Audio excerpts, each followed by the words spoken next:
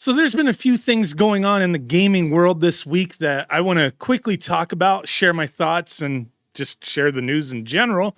I figured maybe do a weekly video like this, pick a handful of news stories and just kind of talk on them, things that I didn't cover during the week.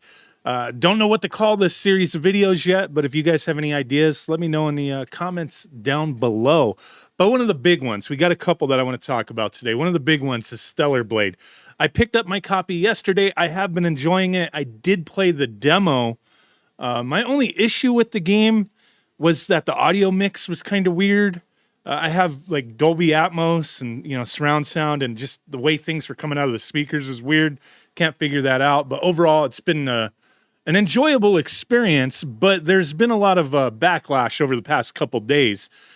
Stellar Blade themselves, when was this posted? This was on the 21st, so almost a week ago, leading up to the launch and before the reviews and whatnot were coming out. They stated that Stellar Blade offers the same uncensored version in all countries, including the Japanese version. But then as you see on Twitter here, there is a community note talking about how the director of Stellar Blade addresses the censorship himself on a video. We'll take a quick look at that video in a moment, but there's been a lot of people out there. I think this individual Grums, who I started just seeing nonstop talking about this, is one of the bigger names out there bringing this to attention. But there's been a lot of people out there talking about the supposed censorship within Stellar Blade. I'm not going to go through all this individual's posts, but Grums here, Mark Kern, was a former team lead for OG World of Warcraft, producer, Diablo 2, StarCraft, and also states Chrono Trigger is best game. Hard to argue that.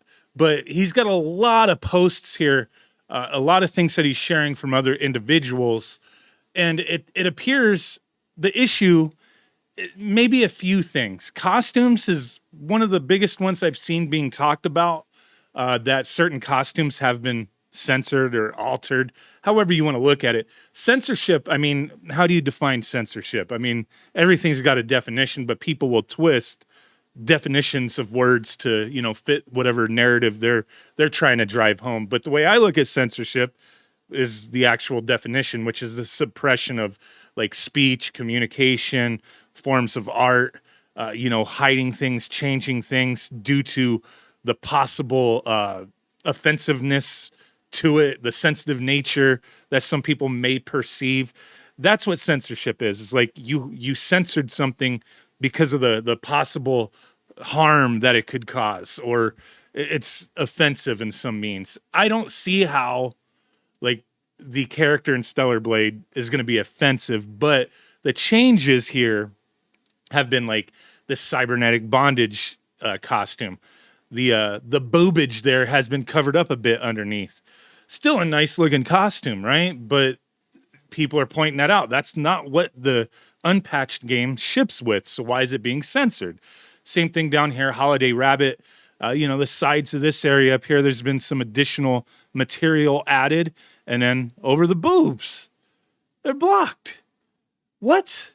Censorship, right? You're censoring the boobs. You're censoring the skin a bit. But Stellar Blade said there was no censorship in this game. It was going to be uncensored. But these changes took place after a patch. The other thing I seen, which would bother me more, is that I've seen some people post comparisons where it seems like the blood and gore has been toned down. So it kind of seems weird. Does it affect the gameplay? Absolutely not. But this is the problem with like things being published and publicized and talked about and shown ahead of a release, is that if there's changes made, people are going to notice them, right? And sometimes the changes made are not necessarily censorship. It could be performance in the game. The graphics that were shown were not actually what, the game is capable of doing, that kind of thing. But stuff like this, some people may think it's not a huge deal, but when you have a company saying that it's uncensored, and then it turns out that certain aspects of the game have been toned down or changed, for what reason? The game is rated mature to begin with. So really, an adult audience should be playing this game, and there would be really no reason. Nothing in this game from what I've seen so far and what other people have shared, has been like extremely graphic or anything, or tons of exposure. Like everything's covered up. It's just, the form of the woman there. You got to cover it up, I guess. But in this video, I'll go ahead and pull it up now. The director talks about it. Somebody's asking, is there any thinking of rolling back to the version before this censorship? And also wanted to ask you whether if you are recognizing this issue. And he states, understandably, we recognize this issue. However, the final costume that we wanted to show you is indeed the costume in version 1.0.0.2, the patched version. I want to clarify that is our final product.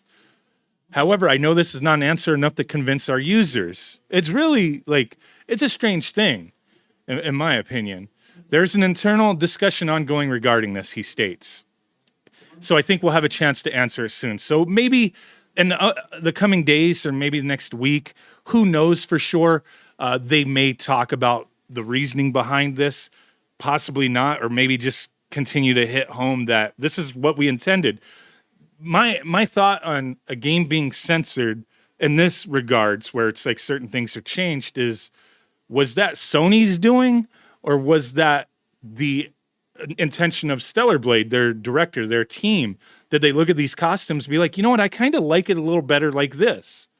To me, that's not censorship if the changes they made were just due to their taste. Like, they were like, no, this is what we want the final product to be, which is kind of what he's saying. But a lot of people don't believe that, because then why wouldn't the final version just be what's on disc? If you get the physical copy and you install it completely with your system, not online, you will get those costumes and the full blood and gore that the game seems to originally intend to have. So this is a very weird thing that's going on out there. It does seem like it may be Sony's hand involved in this kind of stuff. And if it is Sony, then Stellar Blade's never going to admit that. Like, they're not going to say Sony forced us, because most likely they would have some kind of NDA or contract with them. But there's that. Let me know what you think on that. But real quick, there's also a petition going on to get this changed that Grums over there still has. They got almost 23,000 signatures. But the final bit of news, which I've been seeing people talking about, but then there was an update today. Let me get this translated to English here, is Nintendo Switch 2, everything we know. So MobaPad here posted this in Chinese, their company that makes controllers.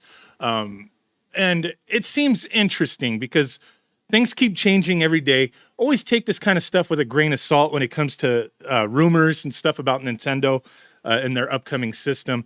But there's been talks that developers and different companies have got to not really see the Nintendo Switch 2, but to feel it. I saw some article talking about that, where they got to essentially put their hand in a box or a bag and touch it, but not see it. I don't know how true that is, but all this information has been trickling out concerning the next generation Nintendo Switch. So they state that the second generation Switch still supports the existing Joy-Con and the Pro large controllers. Initially, yesterday, I saw that they were saying that the Joy-Cons weren't compatible, but now I'm hearing that they are. And then going further, I've seen some people talking about that they're not going to be able to connect to the Switch, but the Switch 2, but they can be used in Bluetooth mode, because the way that the new Joy-Cons connect to the system is magnetic. So they'll still be compatible, but not where you could connect them. Like I said, we got to wait and see. That's one thing. It's still equipped with the Alps dual axis linear motor and supports HD vibration. The card slot of Switch 2 is backwards compatible with Switch 1 cartridges, but the second generation carts, they're not going to fit in the original system. So maybe like DS to 3DS, there's a little tab or something. We'll have to see. The new version of Joy-Con is larger. The structure of the slide rail has been changed to a magnetic suction type. Pops in with electromagnetic suction technology, which controls magnetic suction through current. It's particularly worth noting that on the basis of the L, ZL, R, and ZR buttons on the side of the handle, a third button is added on the left and right sides. At the same time, the right handle has an additional function button below the home button. Are these additional buttons really needed, or is it just like, let's add buttons to make it seem new? I don't know. Like, I don't like the Joy-Cons to begin with. I'm hopeful on the new Joy-Cons. We'll have to see, but they kind of diagram like, okay, there'll be a button back here somewhere. and then a button right there underneath the home button. And then they state there's still a Type-C interface under the second generation fuselage to support the base, and the appearance of the new generation base has not changed much.